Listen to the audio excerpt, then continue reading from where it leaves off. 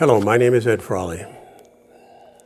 My wife and I own Leerburg. Today I'm doing question and answers that come into the front of Leerburg.com, and my wife Cindy has a Ask Cindy portal.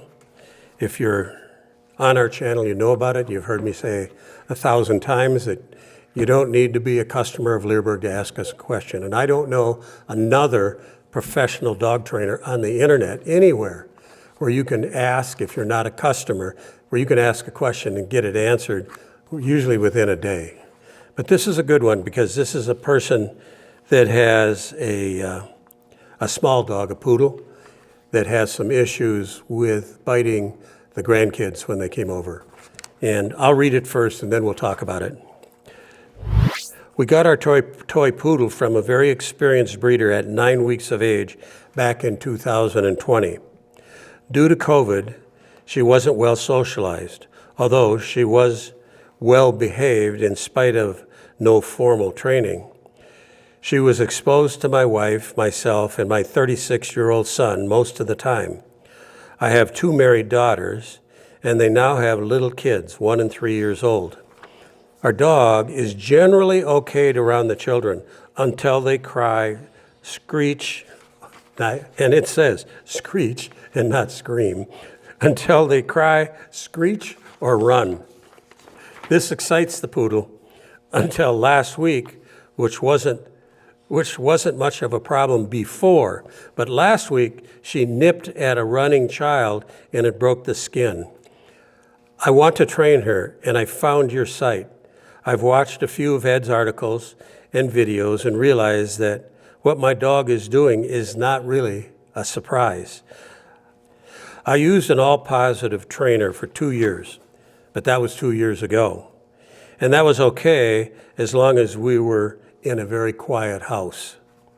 I'd like to start using your training courses and would like a recommendation about which ones I should start with and in what order. Also, if possible, the reason for these videos and the order. The reason for the videos is because you need dog training.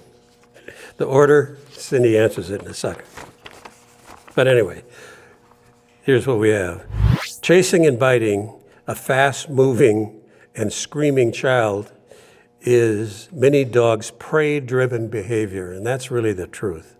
When dogs aren't exposed to these triggers as puppies or young dogs, it can take you by surprise when it happens, like what happened here. This is the same reason dogs chase blowing leaves, squirrels, cars, bikes, and joggers. I'd start with Ed's basic dog obedience and the video he did titled Coming When Called 100% of the time, because the material covered in those courses is the foundation of everything we expect from our dogs as they grow up. And that's really the truth. In the meantime, when you have the grandchildren around, keep this dog on a leash so you can prevent her from rehearsing this bad behavior. Or use a puppy gate and crate the dog in a different room, where the dog doesn't have access to the kids when they're running around the house. Common sense goes a long way. We do also have a course on managing dogs in our house. We have a multitude of, is that what I have at my house? I have a multitude of dogs at my house. Well, I have 4 right now. It seems like a multitude in the morning when I have to take them out, or just before I go to bed at night. Come on, you multitudes, get out here and pee and poop. And don't do it in the house again. No, they don't do that. We have a multitude of dogs, so we employ a lot of strategies for living with our dogs until they are fully trained. And that's the truth. That video that she talked about of managing dogs in our home, that's a good one, and it doesn't cost much money. It tells there's a big difference between managing dogs and training dogs. Managing dogs, if you could manage your dog 100% of the time, you'd never have to train it to do anything because you've got it managed. You got it on leash, it's never off leash, it's always with you, it's not running around loose because you're managing it. You got control over it. When you bring it in the house, you keep it on a leash, bring it in the house, it goes into a dog X pen, to a dog crate. Doesn't need to have training because you've got control of it 100% of the time. You need training when you're going to take that dog and introduce it to new environments with screaming kids, or when you take it off leash in your backyard and the dog plays keep away from you. So there's a difference between management and training. And this person needs both. So with that said, I don't have anything else to say about this one. It was simple. It's a very common question. I mean, it happened to me. I can remember, I bet you it was 50 years ago. I put myself through college teaching skydiving, and I was out at the drop zone with one of my German Shepherds. And this dog was his name was Hans. It was actually my parents' dog, but I had him for 6 months or so. And he was a couple years old.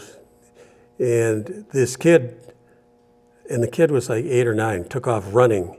And this dog had never done this before. I had small boys at the time.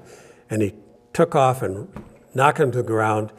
He didn't bite him hard, but he grabbed him. And I thought, what the hell just happened here? And like I said, that was 50 years ago. So I've learned a lot since, but that stuck with me forever. That dog took after him because of his prey drive. The dog had a lot of prey drive. He was German bloodline. He didn't have the right kind of training. At that time, I didn't know enough about the right kind of training. And he turned out to be a very nice dog and never bit anybody ever again. But it was a shocking thing for me, just like I'm sure it was a shocking thing for this individual who saw their dog bite their 3-year-old granddaughter.